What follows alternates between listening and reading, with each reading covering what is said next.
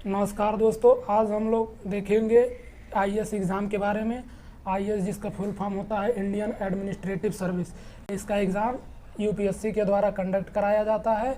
आपको आईएएस बनने के लिए इसमें एग्ज़ाम जो होते हैं, सबसे पहले उसके बारे में जानना ज़रूरी है। आईएएस बनने के लिए इसमें 3 फेज़ होते हैं। पहला होता है प्री में 2 पेपर होते हैं, GS1 एंड GS2।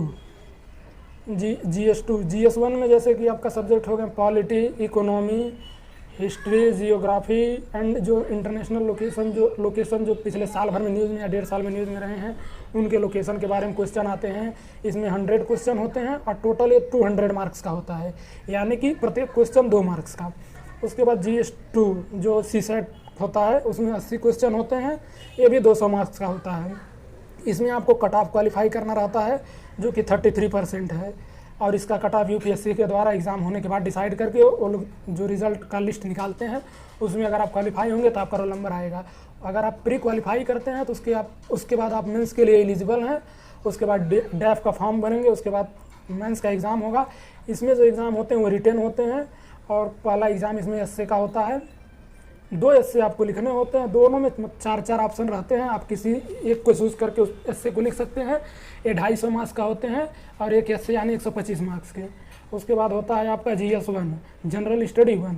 इसमें क्या है कि आर्ट एंड कल्चर सब्जेक्ट आ जाता है, आपका हिस्ट्री आ जाता है। इसमें वर्ल्ड हिस्ट्री भी इंक्लूडेड है, पोस्ट इंडिपेंडेंस भी इंक्लूडेड है, जियोग्राफी आ जाता है, सोसाइटी आ जाएगा, ये सब सब्जेक्ट आ जाएंगे। ये भी आपका 250 मार्क्स का होता है। उसके बाद आपका है GS2 जनरल स्टडी 2।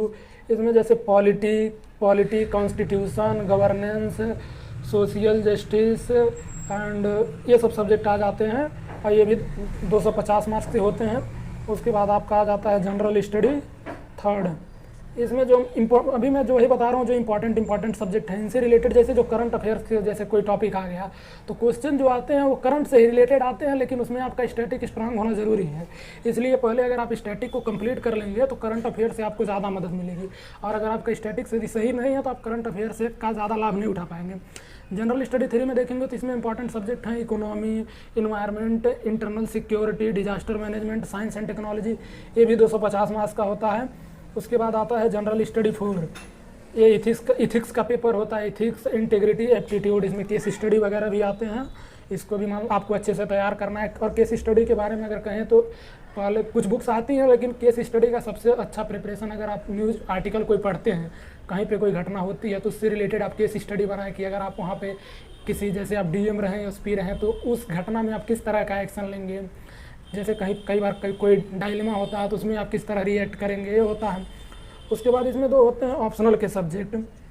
ऑप्शनल का बहुत सारे ऑप्शनल के सब्जेक्ट हैं, जिसमें हिस्ट्री, जियोग्राफी, बहुत सारे हैं। आप उसमें से चूज़ कर सकते हैं अपने हिसाब से।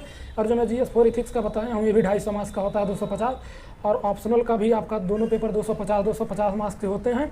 आप कोई भी ऑप्शनल चूज़ कर सकते हैं जिसमें आपका अच्छा मतलब आप स्कोर कर सकें। देख कर चूज़ करिए, क्योंकि ऑप्शनल बहुत इंपॉर्टेंट रोल प्ले करता है आपके सिलेक्शन में। क्योंकि जो ये सब्जेक्ट है, एस्से, GS1, GS2, GS3, GS4, एस्से को सब लगभग छोड़ दीजिए, लेकिन GS1, GS2, GS3, GS4 में लगभग जो निकालते हैं सबके लगभग एवरेज मार्क्स रहते हैं। बहुत ज़्यादा इसमें अंतर नहीं रहता है। थोड़ा सा अंतर एस्से क्रिएट करता है, उसके बाद आपका ऑप्शनल क्रिएट करता है। तो इसलिए ऑप्शनल सोच समझ कर चूज़ करिए अच्छे से। उसके बाद अगर आप मेंस क्वालिफाई करते हैं, उसके बाद होता है आपका इंटरव्यू लास्ट राउंड है। इंटरव्यू 275 मार्क्स का होता है।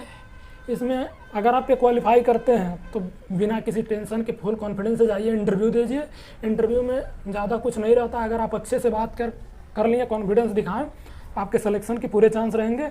और जो फाइनल रिजल्ट आता है, उसमें जो प्री एग्ज़ाम हुआ है, इसका नंबर नहीं जुटता, क्योंकि ये दोनों के एग्ज़ाम का बस क्वालिफाइंग मार्क्स है मेंस के लिए। अगर इसको क्वालिफाई करते हैं तो आप मेंस देंगे, लेकिन जो फाइनल रिजल्ट आएगा उसमें मेंस जो ये एग्ज़ाम हुए हैं और इंटरव्यू, ये नंबर ऐड करके आपकी रैंक डिसाइड की जाती है। Thank you.